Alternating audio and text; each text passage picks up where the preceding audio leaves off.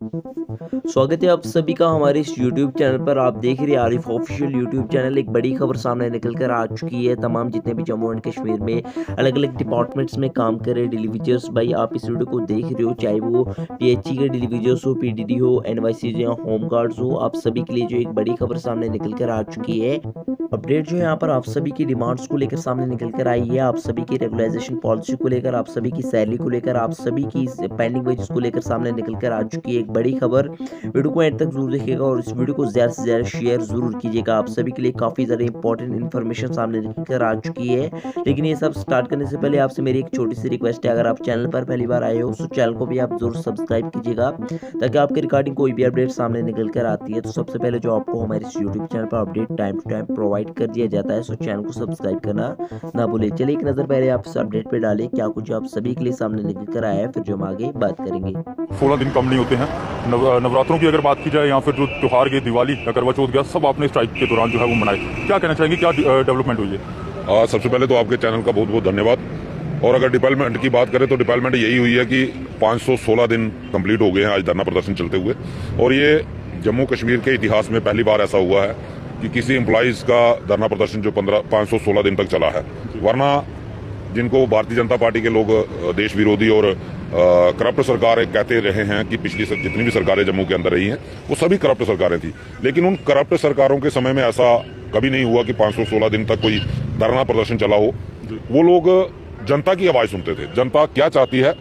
चलो, जनता की अगर 100 की डिमांड होती थी, 100 नहीं 10, 20, 50 देके जनता की बात को सुनते थे और उनको हल करने का प्रयास करते थे। पहली बार हमने अपनी लाइफ में देखा है कि एक ऐसी सरकार हमें मिली है जो अगर आप अपने हक की बात करोगे आपको दबाएगी, चाहे वो किसी भी तरीके से दबाएगी, पुलिस के बल पे दबाएगी, ईडी के बल पे दबाएगी, सीबीआई के बल पे दबाएगी, किसी न किसी तरीके से। और ये हमने पहली बार देखा है। यही सबसे बड़ी डेवलपमेंट जो हुई है भारतीय जनता पार्टी के टाइम में। और दूसरी डेवलपमेंट, आपने त्योहारों का जिक्र किया, तो दूसरी डेवलपमेंट भारतीय जनता पार्टी के समय में ये हुई है, जैसे हमारे भाजपा के प्रदेश अध्यक्ष रविंद्र रैना जी खुद बड़ी बार मीडिया में ये कहते हैं कि इनको पहले दिवाली और ईद पे सैलरी मिलती थी। ये सच है। कभी भी त्योहार होता था तो त्योहार के ऊपर सैलरी जरूर मिलती थी। लेकिन जब से भारतीय जनता पार्टी जम्मू कश्मीर में कोलिशन में हिस्सेदार बनी और केंद्र में मेजॉरिटी में आई, तब से लेकर आज तक डेली वेजर का एक भी त्योहार ऐसा नहीं आया कि जिसपे डेली वेजर को सैलरी मिली हो। बिना सैलरी के त्योहार मनाए हैं। और यहां तक कि 70-70, 60-60 महीने की लोगों की पेंडिंग वेजेस इसी सरकार के रहते 2015 से लेकर 2022 तक पेंडिंग पड़ी हुई है, जो कि सरासर कानूनों का वायलेशन है, लोकतंत्र की हत्या है। और फिर यही लोग दुहाई देते हैं कि हमारा देश लोकतांत्रिक देश है, हम संविधान के दायरे में रह के देश को चलाते हैं। मुझे आज तक ये समझ नहीं आया कि ये वो संविधान कौन सा है। भाजपा का ऐसा कौन सा संविधान है कि जो ये अथॉरिटी देता है कि आप मजदूरी लोगों से करवाओ और उनकी मजदूरी 70-70 महीने तक मत दो।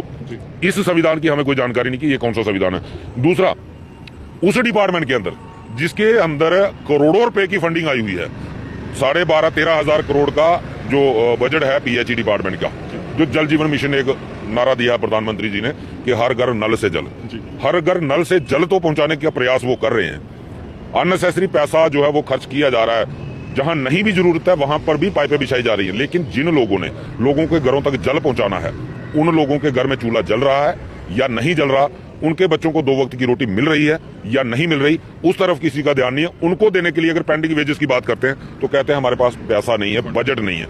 लेकिन अगर 12-12, 13-13 हजार करोड़ का बजट होने के बावजूद आप अपने एम्प्लॉइज को सैलरी नहीं दोगे तो कौन सी डेवलपमेंट की आप बात कर रहे हो? ये आज तक हमारी समझ से बाहर है। 516 दिन से जो है वो धरना प्रदर्शन कर रहे हैं, तो फिर उम्मीद किससे आपको? सेंटर सरकार से है, भाजपा सरकार से, या फिर किससे उम्मीद है आपको?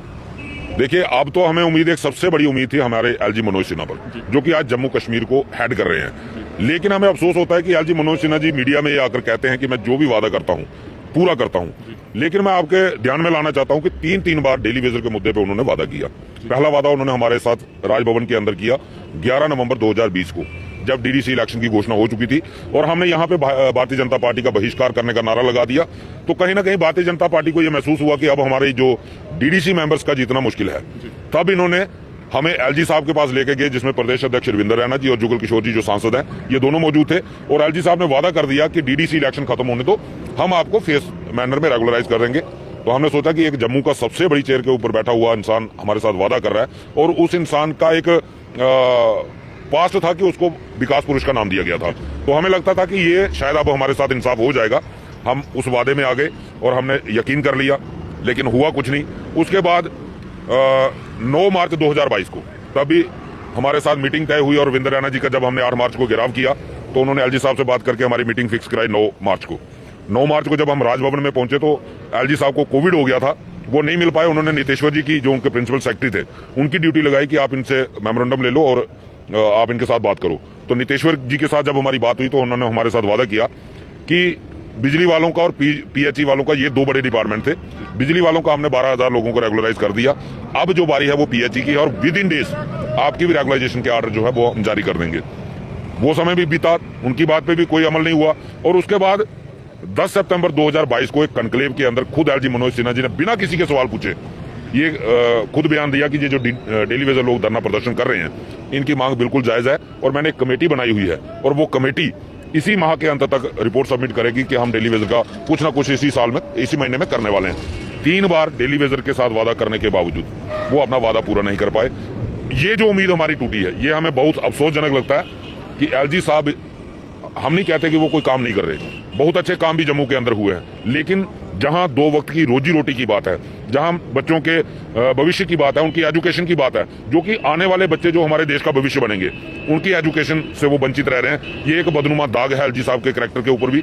उनको भी इस बारे में सोचना चाहिए और हमें आज भी एलजी साहब से भी उम्मीद है कि वो इस मसले का जल्द से जल्द हल करें। और केंद्र में बैठी हुई मोदी सरकार, जो बड़े बड़े डिसीजन लेने के लिए जानी जाती है, लेकिन हमें अफसोस इस बात का होता है कि जो जम्मू की हमारी लीडरशिप है, वो या तो राजनीतिक खेल खेल रही है कि राजनीति के साथ इस मुद्दे को जोड़ के वो देख रहे हैं, या वो प्रॉपर हमारी बात जो है वो केंद्र सरकार तक नहीं कर पा रहे। हम साफ ये कहना चाहेंगे कि जम्मू की लीडरशिप की कमी है। जम्मू भाजपा की जो लीडरशिप है वो कहीं ना कहीं दोगले कैरेक्टर में डेली वेजर के साथ खिलवाड़ कर रही है, जिसका नतीजा जो होगा वो कभी भी इनके हित में नहीं होगा। इनको इस चीज का भुगतान जो है वो करना पड़ेगा। विक्रम जी, आपसे बात करेंगे। कमेटी काफी बार बना दी गई, लेकिन कमेटियों की तरफ से जो डिसीजन है वो अभी तक सामने नहीं आया।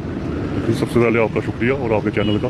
कमेटी भी ऐसे हवा में ही है सर। बाकी हमारी अपील है एलजी प्रशासन से, हमें जल्द से जल्द रेगुलर पॉलिसी दी जाए एसआरओ चोन के तहत। जिन के 7 साल पूरे हो चुके हैं उनको परमानेंट किया जाए। जो रह जाते हैं एज ए ड्यूटी के तहत उनको 18.5, 19, 20 जो मिल रहा है डेली वेजर के तौर पर वो दिया जाए। बाकी हमारा घर का खर्चा चलाना बहुत मुश्किल है। हमारी एलजी प्रशासन से अपील है, प्लीज़ एलजी साहब, अगर आप हमारी बात सुन रहे हो, 9,000 से घर चलाना बहुत मुश्किल है। बाकी जो इधर की लीडरशिप है भाजपा की, जो सीनियर लीडर है हमारी, उनसे भी हाथ जोड़कर अपील है कि जल्द से जल्द सारे इकट्ठे हो जाओ। इकट्ठे होके आप भी एक बार बाहर निकलो, एलजी साहब के पास जाओ, उनको बताइए कि डेली वेजर बहुत ही मुश्किल की हालात में है। बाकी मेरा जितना भी डेली वेजर साथी है, मेरी उनसे हाथ जोड़कर भी अपील है और विनती भी है कि साथियों बाहर निकलो, अभी नहीं तो कभी नहीं। तो रवि जी, आखिरी सवाल रहेगा आपसे। 516 दिन हो गए हैं, क्या लगातार प्रदर्शन चलेगा या फिर इसका उग्र प्रदर्शन भी जो देखने को मिलेगा? बिल्कुल उग्र प्रदर्शन भी आपको देखने को मिलेगा और इफेक्टिव प्रदर्शन होगा। हमने हमारा एक तरीका है कि हम पब्लिक को हरास करना बेहतर नहीं समझते। हम चाहते हैं कि और किसी तरीके से ही प्रदर्शन किए जाए।